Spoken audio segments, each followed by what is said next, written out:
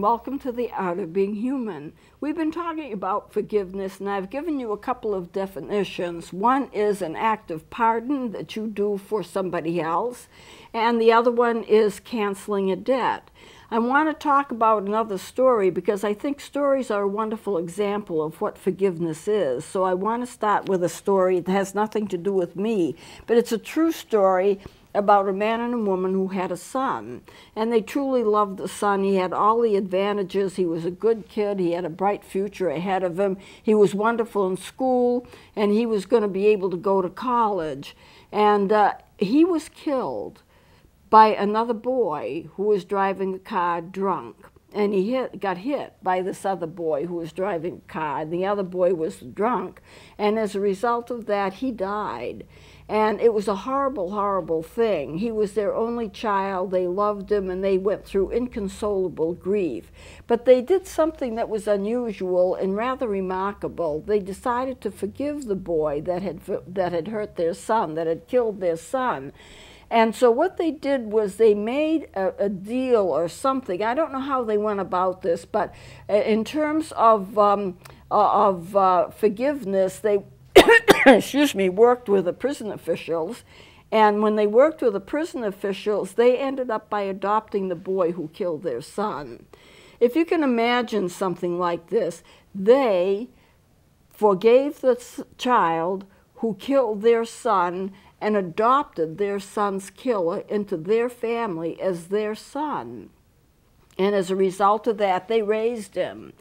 And he was a person who didn't have any advantages at all. He didn't have good parenting, and he was an alcoholic. He was on drugs. They straightened him out.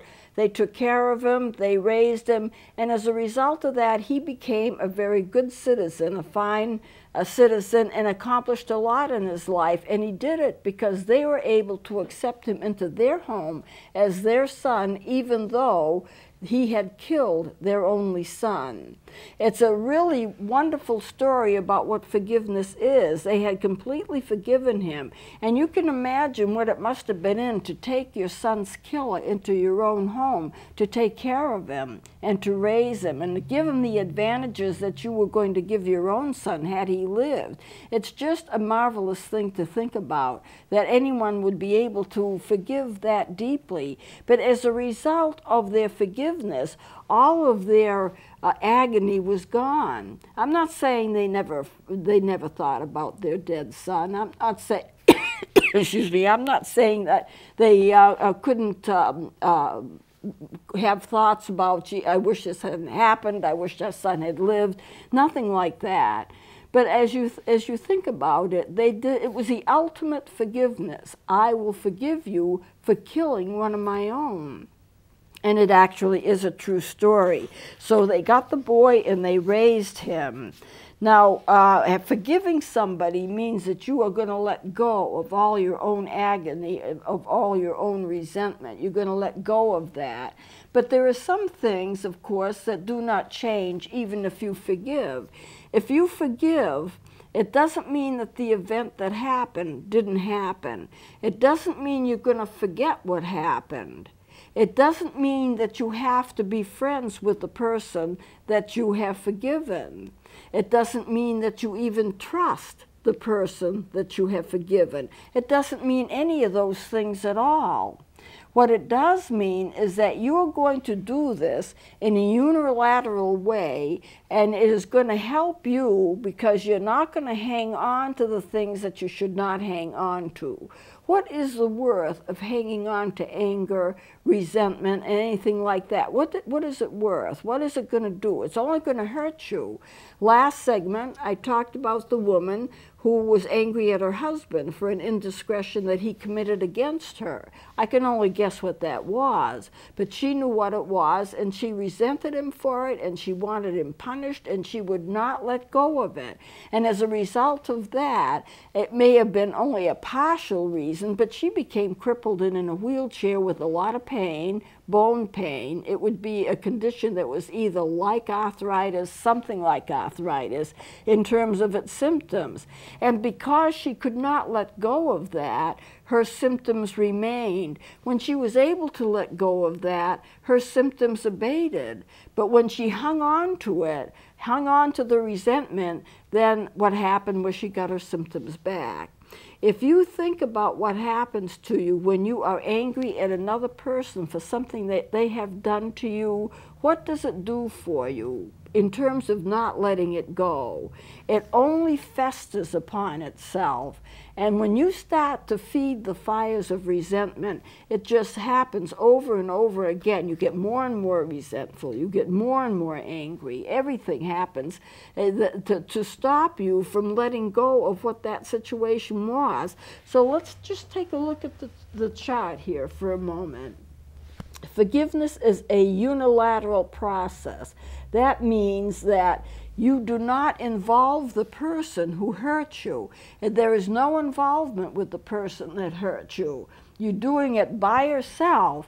Now, you may possibly want to involve somebody else. You may want to talk to other people about it, and that's okay if you want to talk to other people about it. You may want to tell the person that you've forgiven them. That's okay. It's completely your call. But it's unilateral in the fact that you do it by yourself for somebody else or to somebody else. They're not involved with the process at all, and they may even deny what they've done. They may say, no, I didn't do it, or it didn't hurt you, or whatever. So what you do by yourself affects you more than it affects the person that you're doing it for. You can forgive even if the person is dead. You can forgive even if you don't know where they are. You can forgive if you don't want them to know you've done so, or if you do want them to know that you've done so, you can do all of that. It's completely your call, but it's your process. You have to work through what's happened to you. You have to work through the pain of it. You have to work through the agony of soul over it. And when you do, and you may need some counseling help in doing that, but when you do work that through, then you can make that decision to forgive. I personally believe that forgiveness occurs at many different levels. And the first level is that you have to be made willing to forgive. I tell people you have to be willing to be made willing to forgive. It sounds a little wordy, but that's what it is. You have to be made willing to forgive. And once you're willing to do that, how do you actually do it? Now, one student came to me in terms of a problem with her faith, and she says, I want to have a close relationship with God. I want to walk with God. How do I do it? Well, how do you explain how you do it? It's like you just do it. There's no instruction book that tells you how to do it. You make a decision and you follow that decision. If you're going to follow God and you're going to follow what He wants you to do, you make that decision. I'm going to follow God. I'm going to be forgiving. I'm going to work for God. I want to do what's right. And so you just do it. And it seems like, as that student was talking to me, she was looking for a process. And the process was, show me what steps I have to take in order to walk with God, in order to be able to live a right kind of life. Well, the process is basically a decision. You decide you're going to do it. And then after you've decided you're going to do it, you let it happen. And it kind of sinks down at deeper and deeper and deeper levels. So the first stage, and I haven't really diagnosed the stages of it, but if I'm to diagnose the stages of it, I would do it something like this. The first is you have to be willing to do it. And once you decide that you are willing to do it, then you make the decision to do it. And you can say to yourself, or you can pray, whatever your religious traditions are, I am forgiving. I am in the process of forgiving this individual for what they have done against me. And you name that, whatever it is. For the woman who was in the wheelchair, I suspect it was adultery, but it may not have been. I'm only hazarding a guess. I forgive the person who hit my car. I forgive the person who stole from me. I forgive the person who did something deliberately to hurt me, such as spread rumors about me or say untrue things about me. You know, all of these things you can forgive a person for once you've made that decision. And what it does for you is it gives you freedom. You are now not harassed by it. You now can turn your attention to something else. You're not thinking all the time about the hurt that had been done to you. You let it go. And when you let it go, it doesn't mean, there are certain things that it doesn't mean. It doesn't mean that you have to be friends with the person that you forgave. It doesn't mean that you have to trust the person that you forgave. It doesn't mean that you have to be in contact ever with the person that you forgave, although you may choose to be. And if you choose to be, that's fine. That's completely up to you, but you don't have to be. You know, you don't have to tell them that you've forgiven them. They may not even know they need forgiveness, or they may not even be thinking about it. They may have moved away and not be around for you to contact. But if it's important and you feel that it's necessary to do that for some reason, then it's all right to go ahead and do that. You know, I saw an interesting court case. This is a true court case, and it was of a serial killer. I'm tempted to say Dormer was the person, but I'm not sure, 100% sure. I hate to name names if I don't know. But he was a serial killer, and he was going to be sentenced to life imprisonment without any possibility of parole. But there was a point in the court trial where people could come and give an impact statement in front of him, talk to him and say, this is what you did to me and our loved one. You killed so-and-so, you killed my brother, you killed my cousin or my mother or my aunt, and this is what it's done to me, and this is what I hope happens to you as a result of what you did. And they talked to him. One by one they came up, and they called him names, and they said horrible things like, I hope you rot in hell, and everything you can imagine, because they were angry. When you have somebody that hurts you that deeply, you're going to respond in anger. It's a natural thing to do that. And they were venting their anger against him, and he did not have a chance to speak back to him. But there was one girl who got up and said, I have chosen to forgive you. I have chosen to forgive you because it's the right thing to do. It doesn't mean I hurt any less. It doesn't mean that I'm in any less pain. It doesn't mean that I don't suffer as much as all of these other people are suffering, but for your sake and for mine, I choose to forgive you for what you did. And at that point, whoever it was, the serial killer, just broke down weeping, and he sobbed and he sobbed and he sobbed. And the reason he sobbed was that he was being forgiven for acts which he thought and he knew were not right. But somebody was willing to forgive him for it, and he just broke. It's something, if somebody cares for you deeply and they let you know they care for you deeply, because even though maybe they don't like you, but it doesn't mean at some level they don't love you. People can love each other even if they don't like each other. I know that sounds odd, but I've heard parents say it, you know, I love my children, but I don't always like what they do. I love my children, I don't always like them. I love my husband, but I don't always like what he does. You know, and so what happened here was this woman was forgiving him for horrible things that he did, and he sobbed. And what happens when you get a situation where people talk about loving you and caring for you no matter what happens, then the usual response is to cry. It's an emotional release, and that's what happens. And so that's what she did. She forgave him for what he did. Now, it doesn't change what he did, and forgiveness will not change what's happened to you, and it doesn't change your memory of it. And it doesn't mean that you have to be friends with a person. It doesn't mean that you have to be buddies with them. It doesn't mean that you have to have a social relationship with them. It doesn't mean any of those things.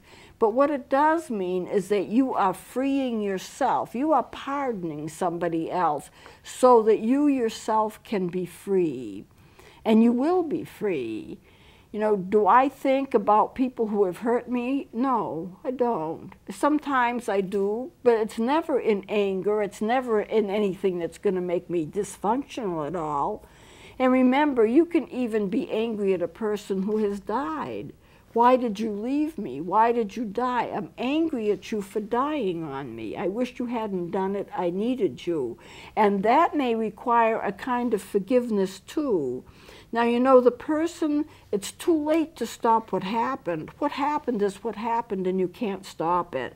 And so you have to forgive, knowing that the event is not going to change, and your memory of it may not change, but you will be so free that you don't have to be bothered by it anymore. It does not raise its problem to torment you anymore.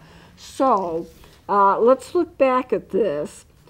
You do not need to tell the person who you forgive, but you may if you want to. You forgive the person even if you are angry with them. Now, if you excuse a person, that's not the same thing as forgiveness. In excusing the person, you're saying that they weren't totally to blame for what they did. You know, to excuse somebody, I excuse somebody from hitting my car. I've had a couple of car accidents last year in which I was injured, and it wasn't my fault. A couple of drivers rear-ended me. And it was totally their fault. It was one of those things where I wasn't to blame at all. And I chose to forgive them, even though they really put me in a bad way, because I didn't have my car for a while, and I got injured, and I had to recover from the injury.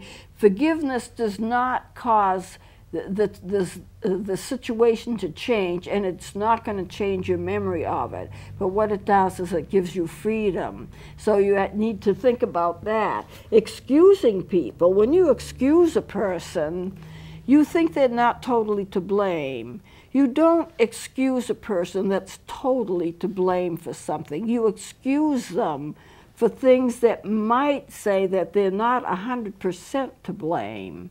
That's excusing them. And they may be involved with that situation if you want them to be. Reconciling is not forgiving. If you reconcile with a person, you and the other person are both actively involved with the process. When a couple is about to divorce but they decide to reconcile, they try to put their differences to one side and work out a solution to their problems. But in that case, the person who has hurt you is definitely involved in the process. In forgiveness, they do not have to be involved in the process at all. It's something you do. It's something that makes you better, and it helps you, but it doesn't necessarily have any effect on them, except they may or they may not know it.